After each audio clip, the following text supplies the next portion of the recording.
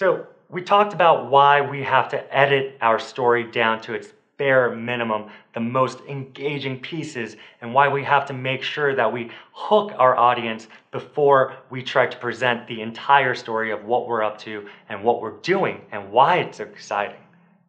Now, we're going to talk about a similar concept, which is the idea that we ought to have one call to action on any given landing page.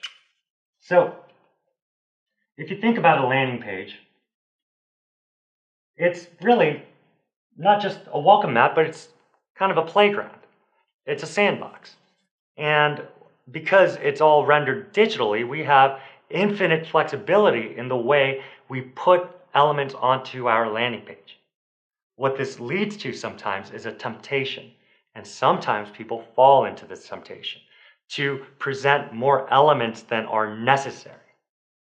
So one common mistake that we see in the industry is having multiple calls to action at the very top of a landing page.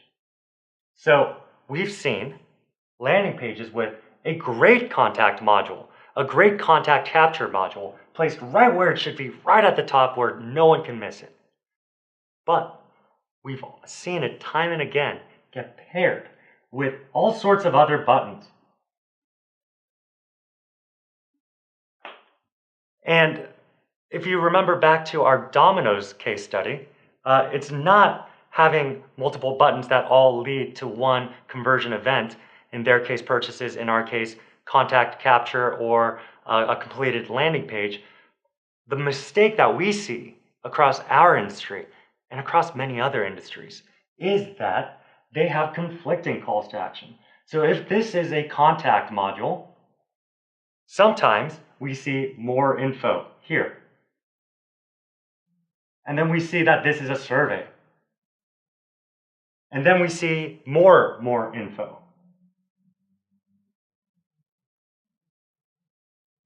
Sometimes we even see a crowded header bar with links to the executive team of the pharmaceutical company, and an FAQ, and a search bar.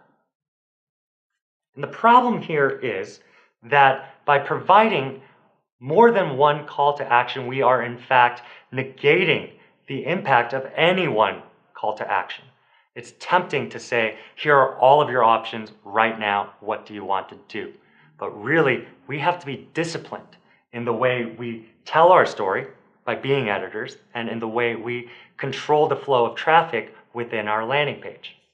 My challenge to you would be that if you do have multiple calls to action, and to be honest, it's never quite as bad as having 5 things that all conflict with each other above the fold, but even if you have 2 conflicting calls to action, even if you have a contact module and a pre-screener survey next to each other, there's an old saying in the world of football coaching that says, if you have 2 quarterbacks, you have none.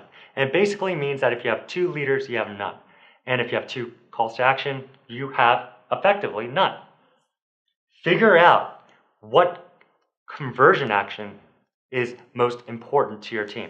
If it's contact information, maximize that module.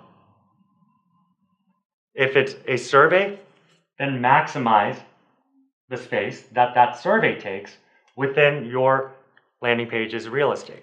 And as people scroll down, call back over and over again to that core conversion action. Place buttons that will get people back to that contact module, get people back to that survey module. And it will yield such great lifts, I promise, in the way you convert visits into a conversion, a lead, or a pre-screener completion, or even both. So that's why we think that's important enough to be number 2 on our list.